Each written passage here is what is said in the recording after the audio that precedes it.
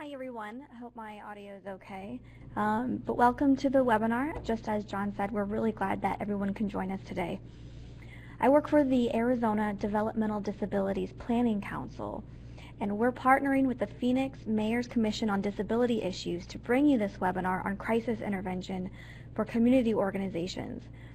This presentation really is a follow-up to an April public forum that was hosted by the MCDI here in Phoenix. And a lot of people attended. A lot of our panelists had great comments regarding crisis intervention from the traditional standpoint of law enforcement and some other agencies. We also heard from a self-advocate there. But now we're taking a different tack. We understand many people are working in nonprofits or community centers, and maybe they simply don't know how to react when one of their clients or guests has a mental health crisis. So that's what we're here to talk about today. And we've gathered some great experts to answer your questions and present their expertise on the topic. So I'm going to do a quick run through of everyone's bio, and we're going to start with Christian Johnson, our first presenter. Christian is the chairwoman of the Mayor's Commission on Disability Issues, and she also has her own consulting business, Holistic Counseling and Wellness Alternatives. She founded that more than 10 years ago. Christian is a nationally recognized trainer, consultant, speaker, and community organizer. She received her master's degree from Columbia University and her MBA from the University of Phoenix. We're really excited to have her join us today. Next, we will hear from Ray Morris. Ray is one of our council members here at the ADDPC, and he's also the founder of Dads for Special Kids, a nonprofit that supports families of parents of kids with special needs. He's also a retired firefighter, but he stays busy now as an advisor to FEMA when they are dealing with natural disasters around the country. He helps them support families and individuals with disabilities. Finally, we're going to hear from Frank O'Halloran.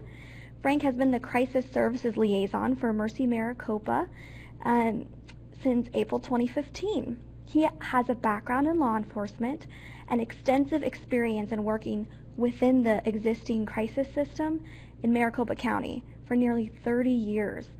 A lot of that experience comes from his 25-year career with the Scottsdale Police, where he worked as a SWAT crisis negotiator and CIT trainer. And he continues to do a lot of trainings in this crisis realm around the county. We're going to end with some questions from you all, our audience. Please type your questions in the chat box once we hear the presentations from everybody, and we're going to get those questions answered for you. Just remember, this is being recorded. We want you all to be able to share this with your friends and colleagues and to watch it again if you wish. So I'm going to hand things off over to you now, Christian, and thanks again everyone for joining us.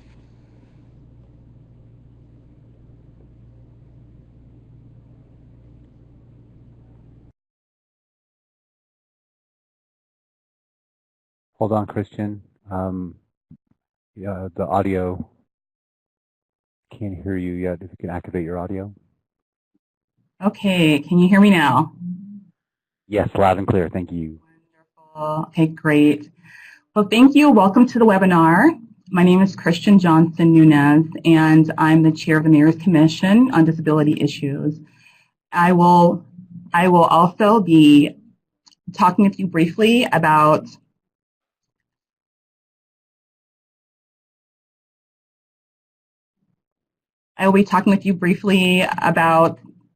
the warning signs of a crisis. Are you all able to see me? Okay, perfect. Okay, we had a little webcam issues going on there. Okay, to start off, I would like to just kind of give a basic definition of what a mental health crisis is. So according to the Mental Health Crisis Response Institute, a mental health crisis is when a person is dealing with mental health issues or issues in their life that they are unable to cope with everyday life stressors. So it's really important to understand that anything can be everyday life stressor. That can be ranging from work activities, not managing work, not managing school, not managing your home responsibilities, being overwhelmed and not performing your activities of daily living, which consider brushing your teeth, washing, combing your hair, eating, etc. One of the most important things to recognize, though, is there's a difference between a mental health emergency and a mental health crisis. First, just briefly saying a mental health emergency is when a person is making behaviors and actions that are either threatening their life, suicide, threatening other people, making physical actions, which would be homicidal actions or threats, or aggressive assault threats.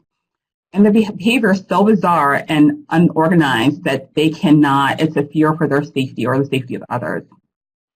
In those cases, the mental health emergency, and typically you would need to call 911 in that situation.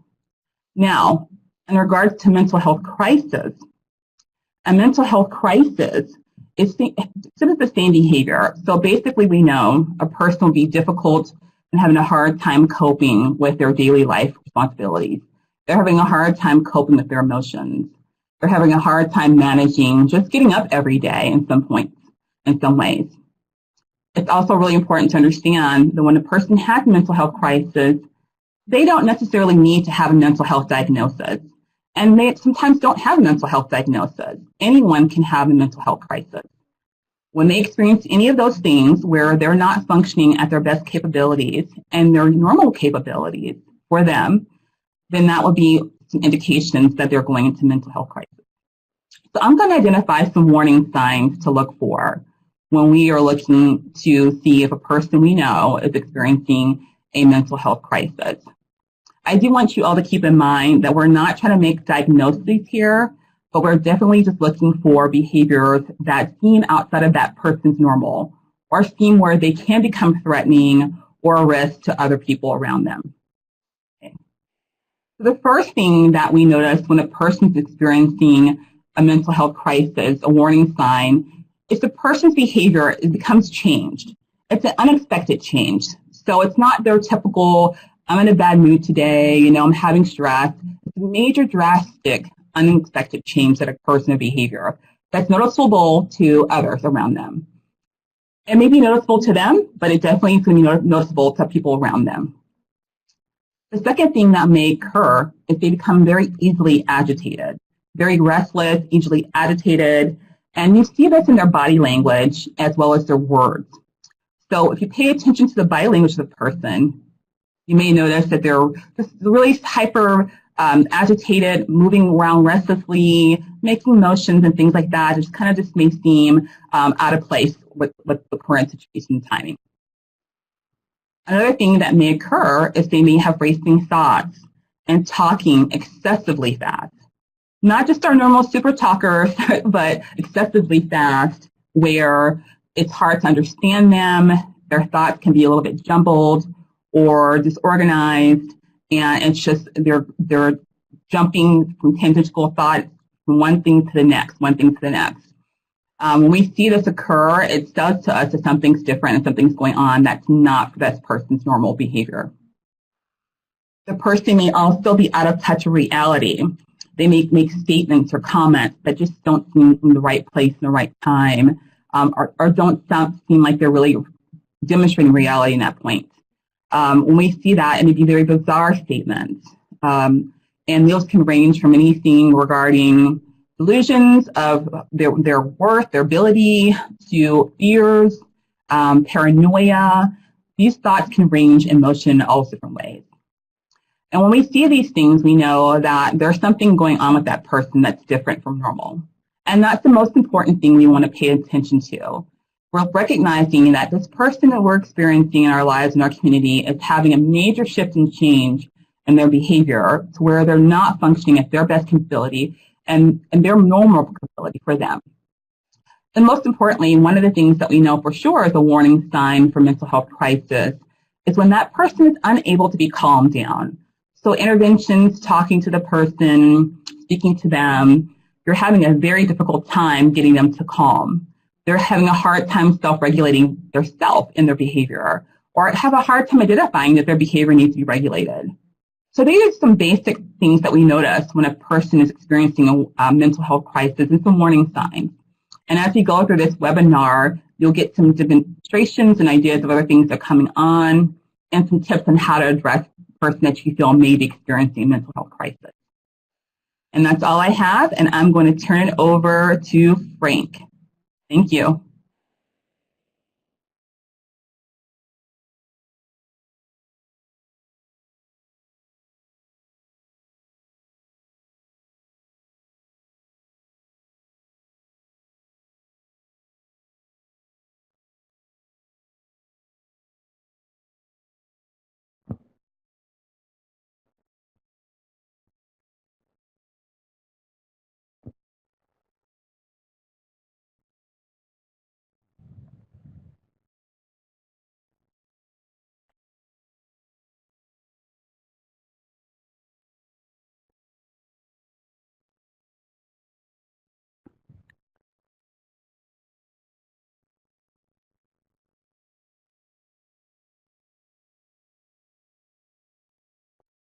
One moment, folks. A little bit of technical difficulty here. Next up will be Ray Morris. Let me grab. Ray, would you mind clicking on the arrows down at the bottom? We can advance to your slide there. Thank you very much. I think we should be good to go. Ready to go? Okay. Hi, my name is Ray Morris. As I was stated earlier, I retired from the Scottsdale Fire Department last June. I have an organization called Dads for Special Kids. I've been married for maybe 31 years this month, or June. So, and it's been a great experience. My wife is a therapist, counselor, so she specializes in families that have children or an adult with a disability. And so she's been practicing on me for 30 years, so she's got a lot of good skill sets. So as you see on the picture there, that's a picture of my son, Zachary. Zachary will be 29 actually this month, June. He has autism and severe cognitive delay. And Zachary's nonverbal, has grand mal seizures. The best thing about Zachary is he has a neat perspective of life and very, I'll say in ways, simple. But he's very loving and has had, we'll call them meltdowns out in the public. And it's very interesting to be a parent of an individual that has, goes into crisis in the public, and then on the other side, be a first responder being called for assistance for individuals having a crisis in public, even at private at home.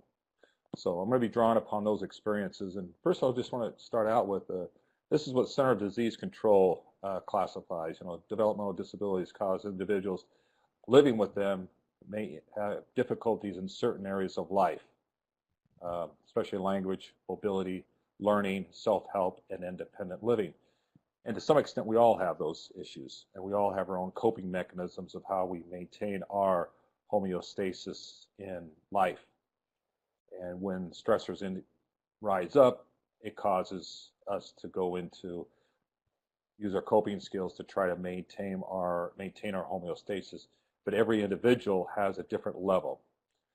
So thinking about those things, everyone exhibits behavior, good or bad, and that behavior is dependent upon the culture of those individuals. For example, if you were to go to overseas, go to say South Africa, and you were to go to a community down there, some of your behavior, what's typical here in this community, may not be acceptable in that community. So there's a norm. So being with individuals with developmental disabilities, they have their norms, their normal behaviors. Zachary has his normal behaviors. An outsider looking in may construe those behaviors to be aggressive or to be bad or, you know, not effective. But Zachary's learning. Zachary, we just transitioned him to living in an adult developmental home last year. We just hit our 1-year anniversary with him moving out. Zachary has a whole new set of behaviors that he exerts in that arena with his day program and at the adult developmental home. To the extent Zachary goes to Arena Rattler football games in that environment, he would never do that with us at our home. And we could never get him to go to a baseball game because that wasn't part of his norm. So we have to look at the norms for that individual and that community and that culture. And just like each of you have your homes, you have families, and there's norms within your family and in your household that are different from other people, be they good or bad. So all behavior is a communication. People are expressing themselves. There's the sender, there's the receiver, and we all send messages differently and receive.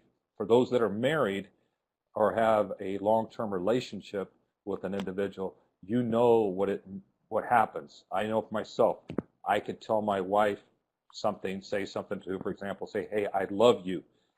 And she could hear in my tone or whatever, she doesn't hear I love you. She can hear I'm not happy with you. And that becomes the environment of who's sending the message, how we're sending it, and the receiver state of how they're interpreting that message.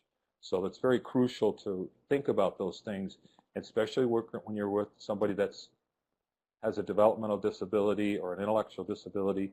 Their communication forms may be different than yours, so you got to make sure you speak their language so you can convey the message that you're sending, but also what's the message that they're sending. You know, they have like go out in the public with Zachary, he has a meltdown in public, he's communicating something that's frustrated and his coping mechanisms aren't working. Sorry. And we tend to judge people by their behaviors, and it's based upon our own opinions and our own perspectives and views, and that can become a barrier to effective communication and working with people with developmental disability, intellectual disabilities. So we have to look at those kind of things. Their mood, how they're expressing it, their body language, what are they saying? And we all do that with our own body language. When we get upset, frustrated, sometimes we'll lean in or we'll flare up our chest. You know, my wife will sometimes ask me, why are you mad? And I'm like, I'm not mad. She goes, but you all of a sudden got loud. And I'm like, well, I'm passionate about something. I'm expressing that. So need to be concerned with those things. You know, and then also the last one, you know, is does the behavior line up with the social norms of that individual and that community? So we need to be aware of those kind of things. So, you know, through our behaviors, we're expressing how we feel. Okay, so I use this example with my wife, especially when we first got married 31 years ago. She has her PhD in emotional expression. Okay, she can articulate her emotions very well. Well, I was in preschool. You know, I would use the term, "Hey, I love you," and she would, and I was conveying a lot of emotion in that, saying that. Well, with her, it was, "I love you," and then she would go into a little dissertation of why she loves me. And I've had to learn and grow in my expression as she's had to learn to accept my level of expression, and that I am growing and improving in my expression as her as a receiver of the message, lowering her expectation and to line up with mine. So those are things that are learned. And this could also be on the negative side, too, of behavior. Somebody starts throwing objects and to express themselves. And if that's not curved or guided to correction of the correct behavior we want, that can become the norm. And there's nothing wrong with doing that. So those are some things to consider. And a person that's seeking attention is most likely using the inappropriate behavior to get something, and they're going to get more immediate response. Just, you guys know, you get mad and angry, boom, you get a quick response. If you're not, you know, we don't express anger, frustration, but sometimes the message isn't received as quickly as what we're trying to get.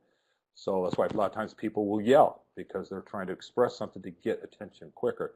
So we need to, when we're working with people or in environments with behavior that we're trying to modify to say, is respond quickly to the appropriate behavior to reinforce it to get the response you want. You know, another example of that would be with, you know, with me and my wife and our relationship is I show emotion to her in her language and the way she wants to, and she gives me quick positive reinforcement, I'm gonna respond quicker. Just like, simple analogy, training a puppy. You know, puppies love attention and respond quickly to praise, as also with negative. So stop and listen to what the behavior is telling you. You know, what's their behavior expressing?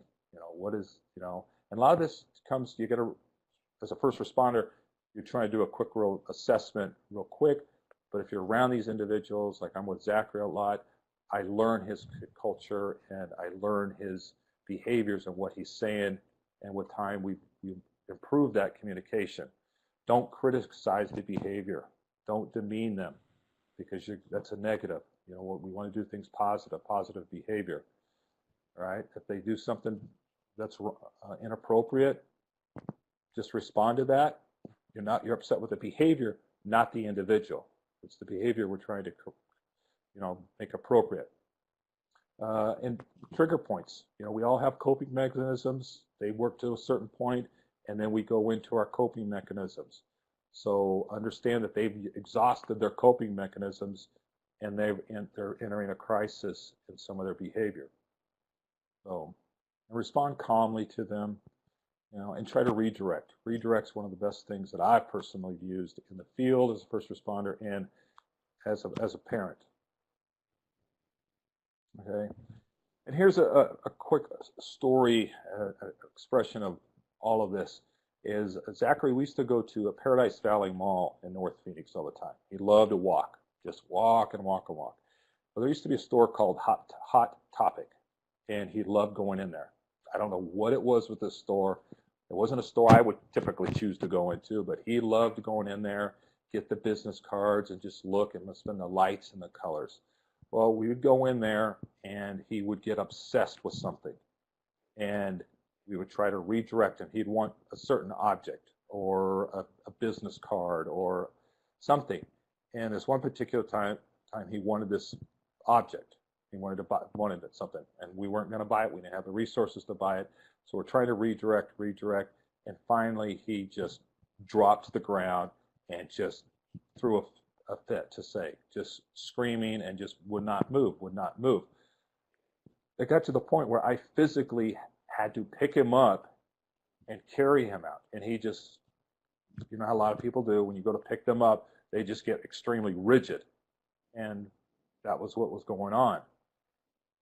Well, we went back to the store the following week, and the same behavior occurred. We started realizing, okay, we got to, before we even get to the store, try to reinforce, change his behavior to get appropriate behavior in there. We were fortunate is that the store staff that worked there were very compliant and understanding, and they were supportive of trying to get a proper behavior. And it came down to the whole problem was when Zachary went in there, he wanted a Hot Topic business card. That was it. If he didn't get the card, that when we got the behavior, we had the crisis. So it was learning his communication and what he needed and what he desired, and then us trying to provide that. And if he didn't get the card, he'd have a meltdown, got the card, and we're all happy. So that's my little story of what my personal experience. So next up, here's Frank.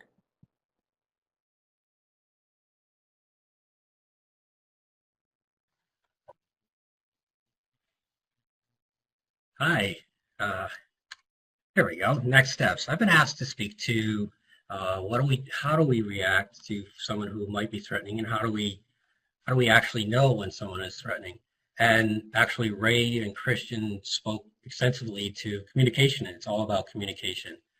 The person will be communicating whether or not they're in a threatening manner, that they're presenting threatening. First thing we have to understand, everyone has a different level of different level of what is a threat. And we have to know where that level is. When do we feel safe? How do we feel safe? And of course, in a changing environment. It's really important. We have a diverse group. I was watching the chat room. We have a diverse group of folks from community organizations, law enforcement. We have some state organizations. We have folks who work with folks. And that's important because, as Christian mentioned earlier, anybody can find themselves in a behavioral health crisis, and then we have to know when can we assist them. If that person approaches your level, I have to put this on the first slide, is you simply call 911. If you feel threatened, you know that your level has been approached, you call 911. So communication, that is how we know. The same way that we communicate effectively, and how the words that we use, the tone that we use, those words, and oh. I'm sorry, here I am. I just realized I didn't have a webcam, but hopefully you heard my audio. Our words used, the tone we use those words, and of course, how our body language associated with that. Researchers say 60 to 80% of all of our communication is through our body language. And the words we use and the tone we use, they all have to be together. They have to be congruent for us to be able to communicate. If you go home today and someone said, hey, how was that webinar? And you say to them, oh, it was just freaking awesome. Well, obviously you're not communicating that it was awesome, correct? Well, so we'll apply the same thing to folks who might be threatening you. And what are the words that they're using? Are they obvious threats of harm? Are they saying, I'm going to hurt you, I'm going to kill you? Very, very important. Ask a question. Are you thinking of killing yourself? Are you thinking of suicide? Maybe even when a person, maybe that's an early question to ask. It's a very difficult question to ask. Folks actually have to be taught how to ask that question. Most folks want to say, are you going to harm yourself? And that is not necessarily, it doesn't apply to suicide, of course. And you want to know how that person is going to kill themselves as well, because you're assessing a threat level. If they're going to use a weapon, we're going to get into it a little later, but it's really very simple response. Are you thinking about harming others? Are you afraid? Folks who are in a crisis are afraid. By the very definition of crisis, people who are feeling afraid when they're expressing themselves, they're in a crisis, they're almost in survival mode. Everything feels like a threat to them. So they might be threatening to protect themselves. Always be patient for the answer. No matter the behavioral health crisis, the mental illness, the developmental disability, when someone is in a crisis, there is a processing delay and there's processing problems. And we just have to wait for an answer. We always have to respect that processing time. There we go. Talked about words. Well, how do we use those words? And how does the person who we might feel threatened by using the words? Well, that's tone. And we know what an angry tone is. Someone is agitated, someone is angry, we know when someone is tired, right? We know what that sounds like because we've all been there ourselves. Apply whatever you feel yourself and how you communicate when you're feeling tired, when you're feeling frustrated, when you're feeling frightened. As adults, we probably feel frightened less than when we were younger, but there are times we feel frightened by what's going on in our environment. And what's the body language? There's some obvious ones, right? Of course, clenched fists. If someone is actually charging at you, this is very obvious. But watch the body language. Is it a threatening, hovering over body language? But there has to be a disclaimer that remember this person is in crisis. A developmental disability could absolutely present itself as a threat. So that's when you have to figure out, when do you call 911 or when do you call crisis? Well, I would still apply what I said earlier. And when a person is crisis presented, any behavior that's above your skill level to deal with, to handle, to work with, to de-escalate. De-escalating is so important. If you cannot bring your own calm to the environment, to the situation, to the incident, then your chaos will be contagious. Chaos and calm are both contagious. You have to feel safe. If you feel safe, then a crisis team can come. Crisis teams are not armed. When they arrive, there will be two folks. One will be a behavioral health professional, one will be a behavioral technician, and they are not armed. And they are there to help de-escalate. They are help to work with the person. They are there to help them community stabilize, bring them to the next level of care, or possibly or stabilize them right in their home. And they do this really, really well, by the way, as well. Highly encourage you to call a crisis team. It's okay to punt. It's always okay to punt. There's a reason it's in the NFL. Just punt and then get the ball back some other time. In this case, you're giving it to professionals who are a third party who don't have any previous contact with the person, and oftentimes it's easier when you bring someone else in from the outside. And it's really easy to get in touch with our crisis teams. You simply call the crisis hotline, and you describe what's going on with you, and they will triage it and determine whether or not you need to receive a crisis team. And the number is simple. It's 602-222-9444, and it's there on the bottom of your screen. So when you call 911, this is actually pretty simple if you ask me. I know where my level is. The diverse group of people will have a different level of when they're going to call 911, probably, or when they're going to call a crisis line. But there are some bright lines. There are some absolutes. Obviously, when you feel danger, bottom line, if you feel you're in danger, you call 911. If you don't feel safe, call 911. You can't call a crisis team into your situation if you don't feel safe. That's not fair to them. If there's a weapon present, this is super easy. I don't care if remember, a knife is a weapon. If someone has a knife, clearly a gun, that is not a situation that you should be dealing with. If someone is threatening themselves with a weapon, absolutely call 911. The police do this well. Police are highly trained, and yes, some police do make mistakes and they don't do this well. But for the most part, after 25 years of spending in the police department and training folks in hostage negotiations and crisis negotiations and crisis intervention, I can tell you the police actually do a very, very good job of de-escalation, and they know the resources that they can bring that person to or bring the resources in. And that's all I have.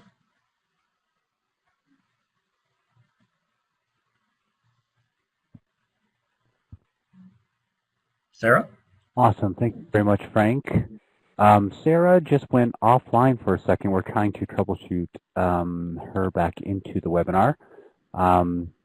So what I can do from here is that we can open up the chat pod to questions. I have a couple already in the queue. One was answered within the comments. It was crisis intervention techniques, and that was answered by Justin. It was Lindsay's question. But prior to that, Lindsay had a question. What if the individual is nonverbal? And I'm not sure, Lindsay, which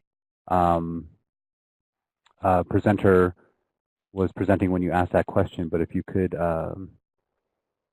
type in the comment area, I'd love to forward that question to them.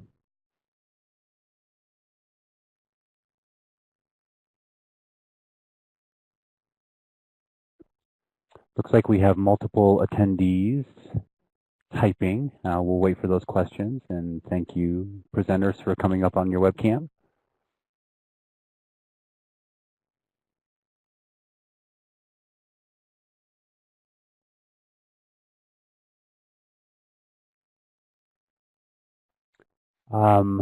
Lindsay says, hi, there was just talk about communication, so what about those individuals who are nonverbal? And I guess it could apply to each one of you, so if any one of the presenters want to take on that question, that'd be great. I'll jump in. This is Ray. It's like Frank was saying, 60% of our communication is nonverbal, is our body language.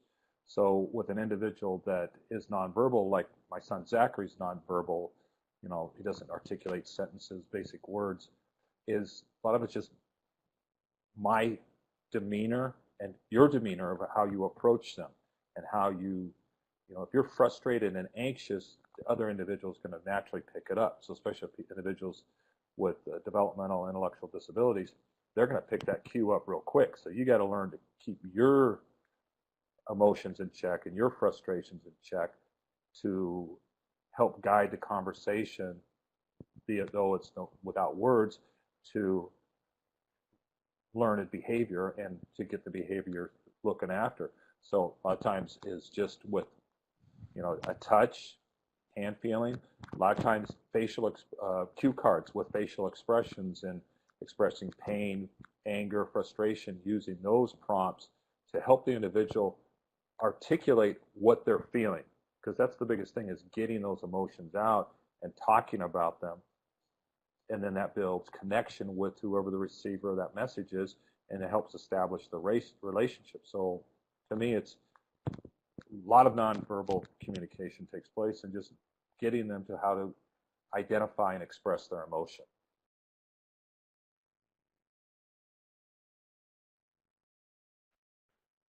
Excellent. Thank you, Ray. Any other comments from Frank or Christian on that question? No? All right. Let me just go down the queue here. We have a comment. I'm not sure how to approach this, Margarita. Margarita comments, my concern is when my son says, maybe I will kill myself. This is when he is frustrated or does not get his way. Wondering if any of the presenters would like to say something about that. Yeah, I'll definitely cover that.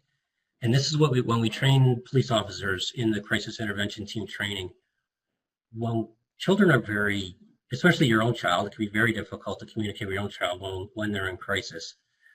Well, that's a great call for the crisis mobile team. There you have the two professionals that are going to come out, and oftentimes you're the one, and you don't even realize it, who really needs the crisis team. You're at your wit's end. You're done.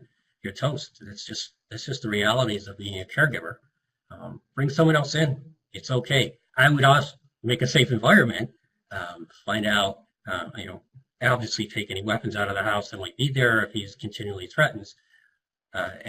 Even knives, remember, every single home has weapons, even if you don't really think about it, because there's knives in the kitchen. So make a safe environment and call for mobile teams if you don't know what to do. Again, punt. If it gets above your skill level, even if it's with your own kids, look, there are a lot of manuals on how to speak to children who are in a crisis. So feel free to use especially Maricopa County. I did see one question earlier that asked, is that crisis line just for Phoenix? And actually, it's just for Maricopa County, not the entire state. However, there are mobile teams, crisis mobile teams in other areas as well. I apologize, I don't know those phone numbers.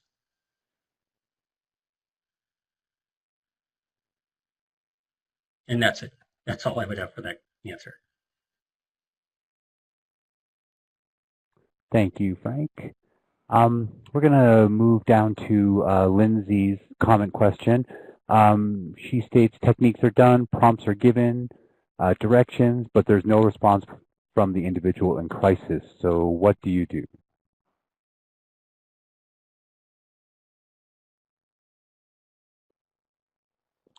This is Ray.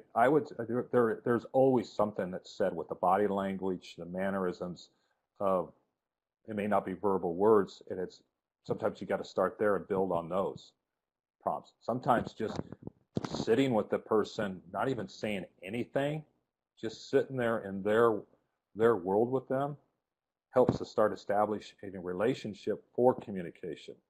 It's just being there. So as long as there's no harm, nobody's physically being harmed, sometimes you do that. Well, I've done that with my sons in stores, and sometimes it's just stop. We're just going to sit here, let him, he needs to work through his process, his emotions, and then we can move forward.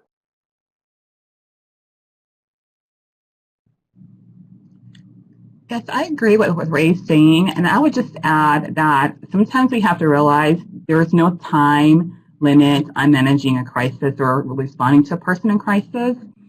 So it's really important to allow that person, as Ray's saying, that time, and just realizing that if you just kind of sit back, as Ray's saying sometimes, and just be there, and if there's no threat, as Frank has mentioned, then sometimes just giving a little bit more time, the person themselves can learn a clue, and you might discover a little bit more what's going on with that individual.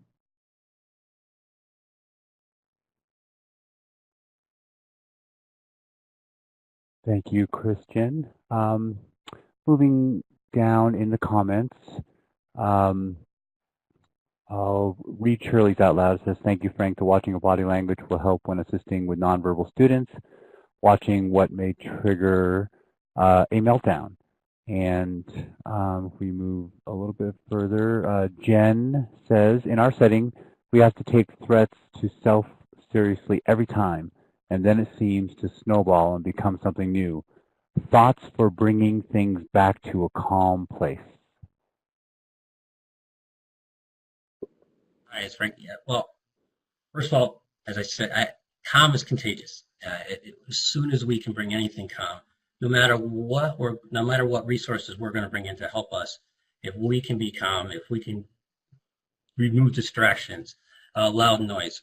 One of the things we train police on is turn your radio down if it's safe. Do you have to have 5 officers in one room, all with the radios blaring? As a police officer, that's normal, and you forget. However, it's very agitating and it's escalating.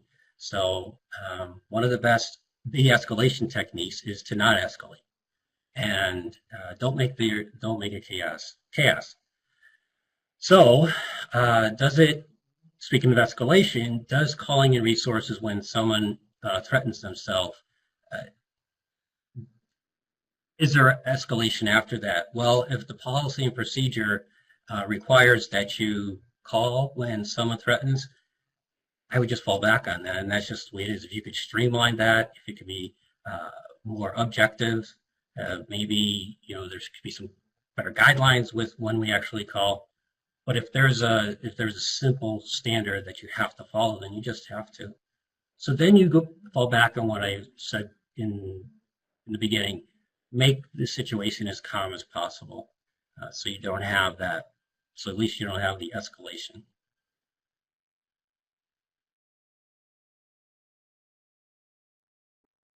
That's right. I'll expand on that from the first responder, fire side, paramedic. Is we do the same thing. Is watch the number of individuals that are around the person. A lot of times, the more people get, the more anxiety rises, the more agitation the person's going to become. So we'll remove people, and we take safety first for ourselves and the individual, but sometimes just 2 or 3 other people stepping 5-10 feet away, just so there's a little more privacy for that individual for communication to help de-escalate it. Our goal is to maintain and then de-escalate. We don't want to increase it. So, and one of our first things we're going to do is scene safety. Then we're going to look to the caregiver there to find out what they've done and how the situation has been and what the typical behavior is of that individual, so we can get a baseline and then start working from there. And police and fire are getting more and more training on how to work with the DD population. I would love to see more, but we are getting more involved in it and getting better skills. So a lot of it's just working with your local first responders, inviting them to come out to see your facility, to learn about that population that you serve, so they can respond more appropriately. And that starts with having a relationship with them. So I encourage you to reach out to your local first responders and share your community with them of what the environment. Thank you, Ray. Thank you, Frank. Moving along, Ted Garland asks, how do we go about bringing law enforcement officers and first responders to deal with these unique behaviors?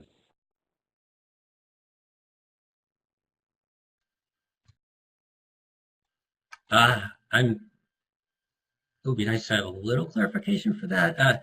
I think Ray mentioned it, and I've mentioned it. So how? I guess the best way to answer it is to give a quick agenda of how we provide the exposure in CIT class to the different populations. We start out the week very basic with psychological disorders, and then we immediately move into empathy. We have an exercise we call hearing voices, where the officers experience what it's like to have auditory hallucinations, and it's profound. We bring a family member in to begin to talk about what it's like to be a caregiver of someone who has a very serious illness. The following day, we bring in folks who are members of NAMI, the National Alliance for Mental Illness, where they actually talk about their lived experience. Oftentimes, that person will have had a police experience, and that's what we ask of all of our speakers, to have some sort of a police experience so that they can bring it back to the police officers. And again, these are all the individual populations that we work with. We also almost every single one of our instructors has had a lived experience and probably a police experience, because that's what we ask for. We cover developmental disabilities, autism especially. There's Alzheimer's that's covered, PTSD. PTSD from two approaches typically, one from a police officer who has developed PTSD over their career, and typically a returning vet as well. We cover addiction as a substance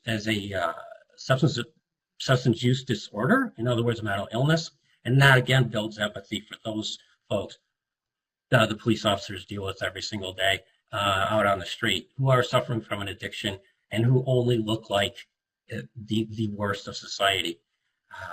Then we go into we talk about suicide extensively. We do that for our own population as well. The police officers, the number one killer of police officers are themselves. It's suicide. And of course, we talk about it in the empathy, and we dispel myths in the rest of the instruction. From there, we go to de-escalation and communication, and then we do scenarios. So we actually reinforce the information that we provided to police officers, because role play is the best way for training, and we reinforce everything that we taught in the different populations.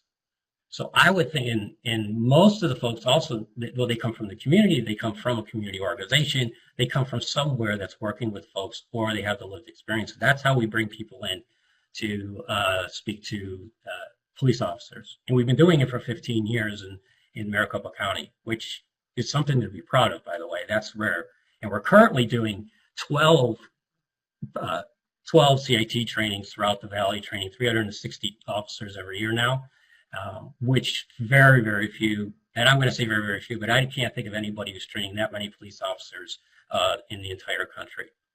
And as Ray said earlier, we are now working with Chandler Fire Department, and for the first time, we are developing a similar program specific for firefighters, because it's a really different world. People often lump firefighters and police into the same realm, and as Ray will say, it is actually very different. We're almost always on the same scene, but we're looking at the world very differently, and it's really important for firefighters to have a different viewpoint from which to teach and instruct and learn.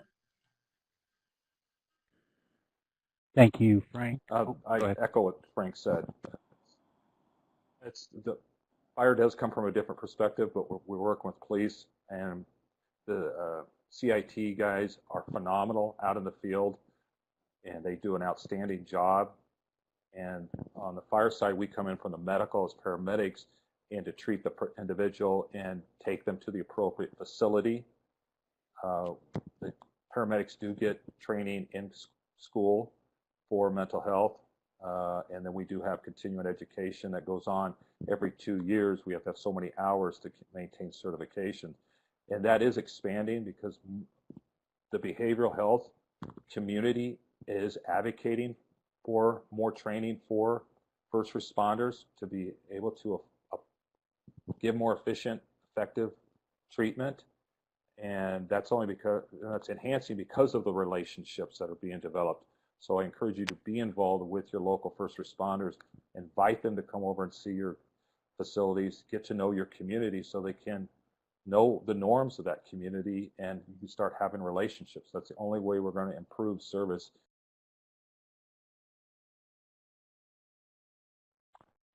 Thank you. And I just want to say I very much enjoy the activity in the chat area. I'm going to try to cover everyone's questions and comments as best I possibly can. And if I ask a question twice because I'm not hearing the answer, my apologies. I'm trying to copy paste and do everything at the same time. But we'll just go right down. I know that Lindsay's question asking about cue cards and visuals was answered by Ray later in the chat. And he stated that they actually do have cue cards. Kelly comments that consideration could be a functional behavioral assessment, and it's a covered service and could help address behaviors. And finally, to Greg's question, are there any special hints for dealing with children in crisis, especially if other children are present, say in a school? I'll comment on that. I work a lot with children as well as the geriatric population. There really isn't anything different on how a child may respond in crisis. It might be a little bit more behavioral, like nonverbal behaviors you'll notice when the child's in crisis versus actual verbal comments and words and things like that. But kids experience the same thing as adults when they go through crisis.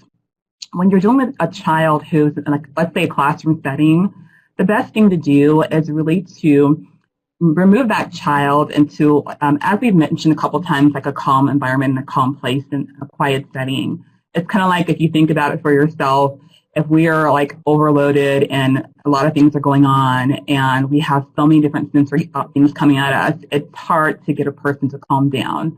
So if you can remove those distractions and those things from that child, it helps them really to kind of, you can better address the crisis the child experiencing. And it also helps keep the other children safe. So definitely taking that child, either removing the kids out of the classroom if you need to, or removing the child out of the classroom if they will go with you willingly to a calm place where it doesn't appear to be like a disciplinary. I think that's really important to say. It's not about disciplining the child, but making them feel that they have a place they can go to calm down.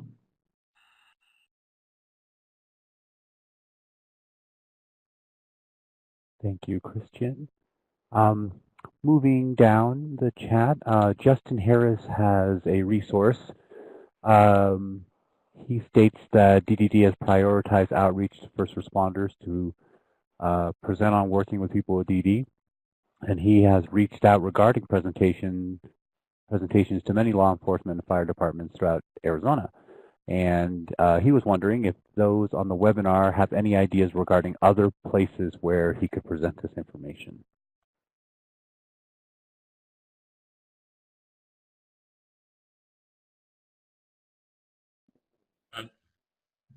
We have, I keep going back to CIT, but we do teach developmental disabilities and at CIT. However, what we all have is for lack of a better term, advanced CIT. We have a deeper look into the different mental health concerns, disorders that we present at CIT, and then some that we just simply don't have time to. And this is actually a great subject for advanced CIT.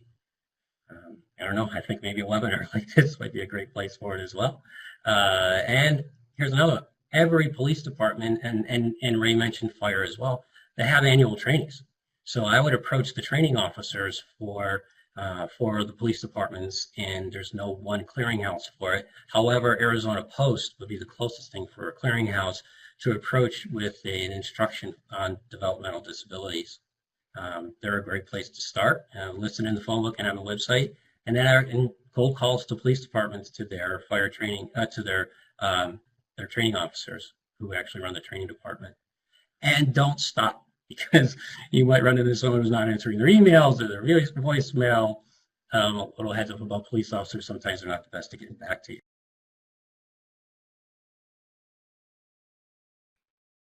Thank you, Frank. That is followed up by Shirley Cummings asking, is there a training offered to school employees on how to watch for these behaviors?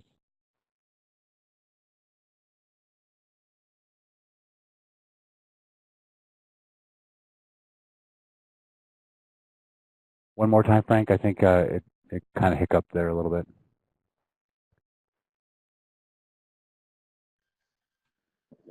Okay, probably kept it on. No, I don't know of any that is presented to specifically to schools.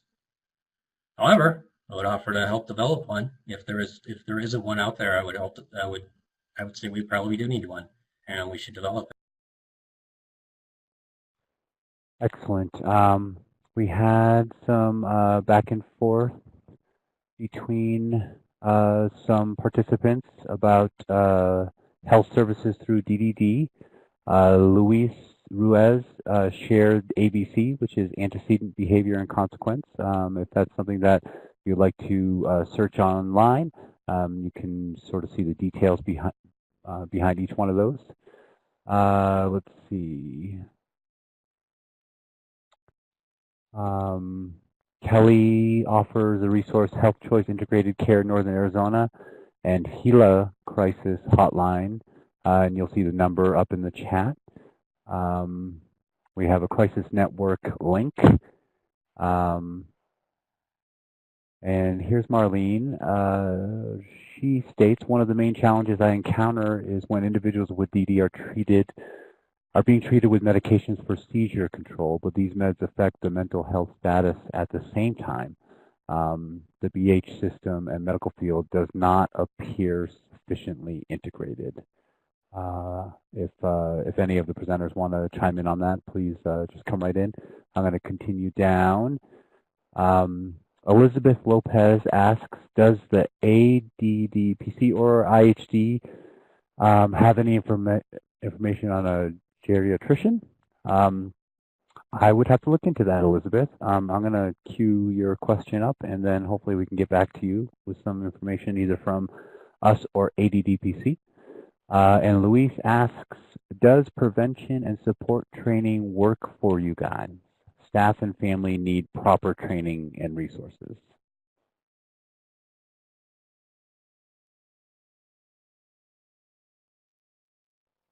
I'm going to jump in as Ray. A couple of questions I'm going to combine. One was regards to training for schools and stuff like that. I know some of the school districts, especially their special ed programs, have training that they provide to their teachers and the aides or assistants that are working in there. And then also, as a parent, when the IEPs are being developed for my son Zachary, we developed strategies for dealing with the behavior. So we were parents, we were part of that, finding a solution. Granted, we relied upon the schools because they were, we perceived as they're the professionals and know what's best, but it's also working with other providers to find out what's the correct tools and resources to provide Zachary with an environment where he can excel in, without restricting him, but providing him an opportunity to learn and grow. So, I mean, I think that's one of the biggest things is just the parents and being engaged in the IEP process through the schools, which then carries over when they become an adult and they have an individual. I would also like to add, it might be important for schools to consider when you are developing IEP programs and the kid has this SED diagnosis or emotional diagnosis, consider, or even intellectual diagnosis, to consider creating a crisis plan for that kid as part of their IEP service plan. And what that can do is really help, if you know that child and as you're developing it, can really help you be kind of looking for triggers for that particular child or student in that class, if they know that. So if you can be more and develop that more in your IEP planning, your service plan, I think a crisis plan can be really effective at helping just being aware of teacher and the team of the child, being aware of kind of what are some of those kids' triggers and things to look for so you can avoid those in his classroom setting. Or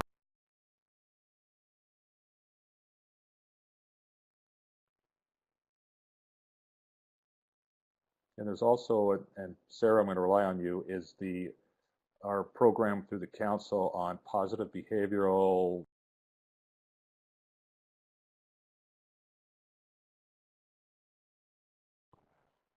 Awesome, thank you. Go ahead, Sarah.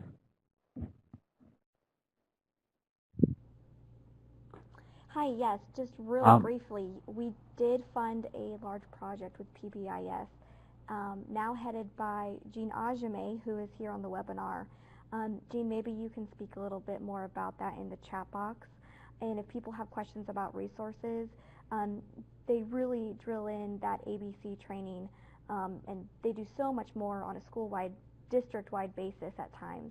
So Jean, feel free to jump in the chat box and share more about PBIS.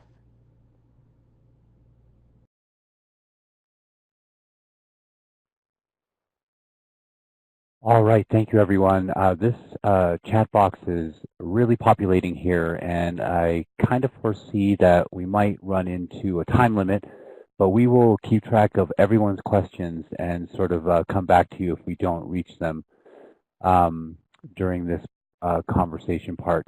I wanted to say that Sara had answered Elizabeth's question for a geriatrician, and if you go to your local area agency on aging, you can look that up on the internet and maybe find some resources there. Let's see. Requesting an eval if you have a case manager from Lindsay. Lindsay asks, if the police have knowledge that the individual has autism, would they turn off their sirens and try to create the calm?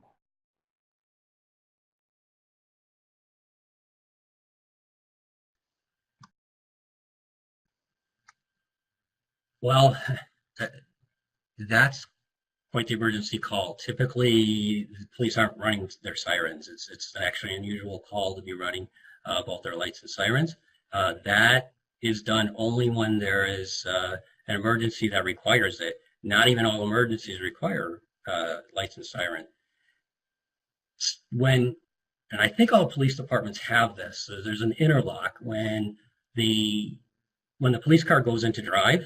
When it goes into park from drive, the sirens shut off, and also oftentimes the front deck lights, the overhead lights, the red and blue lights, they will also shut off. So, and now obviously not every police car will have that across the state, but I think they all do locally. So I'm not sure where that question would be coming from, because they should be off once the officers arrive at the scene. Yeah, sirens are actually something that will they're quite annoying into the police officer. Once they get to the scene, it's very hard to do your job with the siren on. So typically they're turned off, even if you wouldn't have that mechanical interlock that turns off once you go into park. But yes, I would think clearly if police officers, if a parent, if a caregiver, or even a knowledgeable person realizes that a person has autism and they're being agitated by the sirens, I'm sure the police officers would turn them off if it's requested. Police officers don't know that the person has autism unless it was in the call for service. And I'm sure if that was in the call for service, please turn your sirens off. As soon as you get to the scene, they would do that as well. Ask if they don't, is what I would say. Yeah, also on the fire side is we're the ones that tend to drive with lights and sirens more than the police officers do.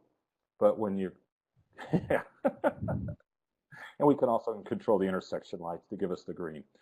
If when you make the call for a request, you call 911, let the dispatcher know the individual has whatever and is exasperated by the siren sound. And so as a first responder, we know that information so we can adjust accordingly. If it's safe and prudent to do, we'll turn it off before we get to the scene. Also, you can contact your local, here in the Phoenix Valley metro area and pretty much around the state, you can call your local first responders and self-disclose to them your access, functional need, disability, that they can input that information into the computer-aided dispatching system before a call is requested. So like at my house, the CAD system pulls up information about my son Zachary, so the firefighters coming to my house know about him before they even get there. So that's that part of building a relationship with your local first responders, because we want to do a great job. Frank and I want to do a great job, but it starts with knowing, having the information. Thank you. I just have to say I loved seeing the chat area and all the participants being resources for everyone. So I wish the chat wasn't as linear as it is, that we have to go up and down and find all the answers to questions. So I'll continue down with some comments and questions. Lindsay stated, and I think we just heard, that police and fire personnel having that understanding and awareness. Mary Kay states Graham County area resources, and I feel like it was answered down at the bottom. Elizabeth states something about statewide jurisdiction and be great to have one in Maricopa County. Lindsay states some cities are doing like a community spaghetti dinner. We've brought our son to meet police officers and for law enforcement to get to know our kiddo. That's great. Kathleen asks, how can we get the public educated in this arena of mental health and developmental disabilities? It is very difficult in a public situation where redirection and de-escalation in these individuals and the public putting in their 2 cents, in quotes, like spank their kid, etc.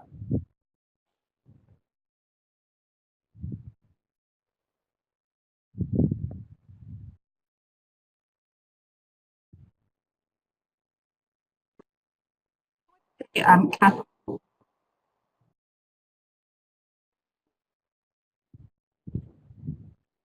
I would just to address Kathleen's comment. I think a big part of, I think also what we're hoping to come out of this webinar is that, to see that community organizations are becoming empowered. And I think that, different organizations and individuals who live in the community can make the effort and also take that stance to try to set up meetings at, libraries or churches or community community centers, things like that, where you feel like you can bring people together who might be interested in those topics. And as Frank and Ray mentioned, and myself as well, I think there are a lot of people out there, professionals, and I'm seeing so many resources listed that will be willing to come and provide information to help train individuals in the community. So I think it's really about how we collaborate all together and work to really address the needs of the community and not being afraid maybe to be the first person who opens that door. If it's something you see in your community that's needed, maybe organizing something at the school and in the evening or at the community center might be a way to get going and reaching out to some of the resources you have to.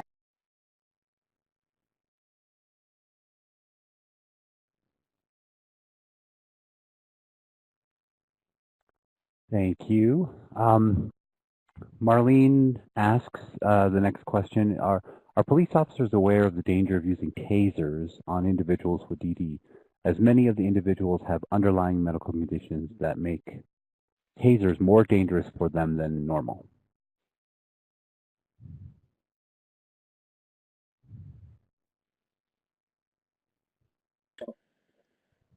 I'll be honest, that's the first time I've heard that. So I would guess we don't, or they don't. Somehow we should probably include that into some sort of training. I don't remember that being covered in our taser training. It's been 3 years since I've had any, so it could be incorporated today, but it's not incorporated into our CIT. If someone could turn me to some documentation that shows that, I would love to incorporate it into our training that we currently conduct. Thank you, Frank. Lindsay continues with a resource. The Autism Society of Greater Phoenix is offering a screening of the Be Safe movie. There's a link a couple of comments down. Margarita asks, Frank, can anyone take those CIT classes? And how do we get the cost?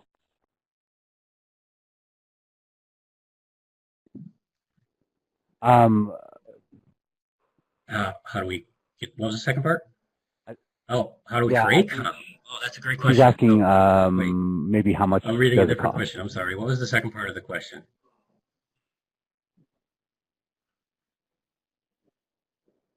Well, the cost. Oh, okay. I'm sorry. Actually, CIT is very specific to police officers and actually patrol officers. So we actually ask that no detectives go. We want folks who are who will use it every day, who are working with the population every single day to attend the CIT training, because we have waiting lists to get in. We currently have waiting lists. We've had waiting lists for about a year now, since we expanded the programs. So it is very specific to police officers. It's behavioral health training for police officers is what CIT is. And I think your best crisis trainer or at least awareness training that's out there, and there's mental health first aid, which has some great success attached to it. I think assist training is good, and that is open to the public. And within assist, there's safe talk. So there are a few out there that are open to the public. Those are the 3 off the top of my head that are. All of those do have a cost, and I'm sorry, I don't know what those cost. But they all have websites. Thank you, Frank. I just want to announce that we're about 4 minutes away from the end of the webinar, and there's many comments and questions that we haven't covered yet. I think what we'll do post-webinar is sort of all the presenters and the host get together and figure out a way to maybe answer some of these questions, send out a document as a resource to everyone with an email for whoever participated.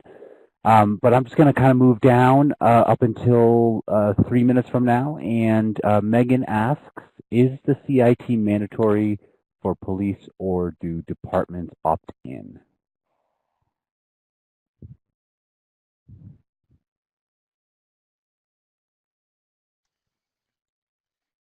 CIT is not mandatory in Arizona, although I don't know a police department is not participating, at least in Maricopa County, and most throughout the state as well. So absolutely throughout Maricopa County, every police department is participating. The goal of deployed CIT officers is about 20% of your patrol force. That is a number that sort of achieves having at least one CIT officer on every single squad. Some police departments are far above 20, and most are approaching 20 since the latest push in the best, well, really in the last 2 years since the expansion of the program. So.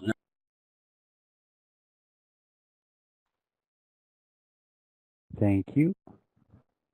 We have a link and a phone number for the Area Agency on Aging. Let's see here. Last question, moving down. Lindsay asks, if there are undesired behaviors happening in schools, in the school setting, then definitely an FBA should be conducted. What's done with that data is a whole story. Sometimes a better plan is put in place. Other times nothing is done and the child suffers. Sorry, I thought that was a question as more of a comment. Maybe this one could be the last question. If a member is enrolled with the behavioral health home, sorry, this might be a comment too, they should have a crisis plan written with a team to help address all of the crisis behaviors. And this is for real a question. Frank, can you send me the information on your training? I also agree Arizona Post is a great place to start. So that being said, we're about 1 minute out. I'm going to hand this over to Sara, but I'm going to say thank you to the presenters. Please, I'll leave the platform open for a little bit. If you have other questions that you want to ask, place them in the chat area and we will collect them all and move them forward. Thank you. Well, everyone, I want to thank you for joining us today, and I want to thank our presenters, Christian, Ray, and Frank. I will tell you, this is the most interaction I believe we've ever had on one of our ADDPC webinars, and I'm thrilled to be able to partner with the Mayor's Commission. Thank you, Christian, for forging that partnership. Also want to thank Peter Fisher and the entire commission for approving that. Keep talking to each other. I think we're going to keep the platform up for a while. I love seeing all of these emails exchanged and phone number and online resources. We will definitely be sending out a recorded version of this webinar today. We'll also send out links to some of the resources discussed so that, again, you can share with your colleagues and pass along to people that you believe will be able to learn some of these techniques when it comes to CIT and crisis response in different organizations or in our communities. I also want to thank people who are from some of the more rural areas of our state. I'm thrilled to see we have a wide swath of people, yes, in Phoenix and Tucson, but also Mojave County and Graham County and Flagstaff, and I love it. That's what we want to aim for. So please reach out to us here at the Council if you have any follow-up questions, ideas for more webinars, or other crisis intervention related topics that you think we should cover. Thank you, everyone, and I hope you have a great rest of your day.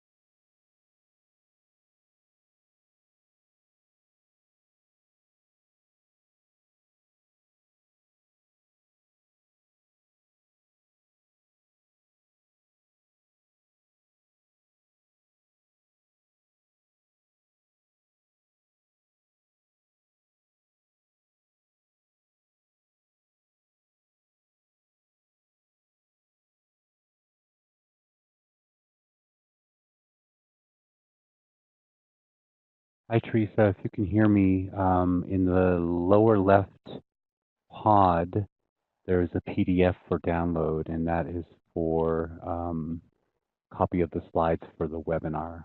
So you can download it there. If you do hear me, could you put something in the chat area? Thank you.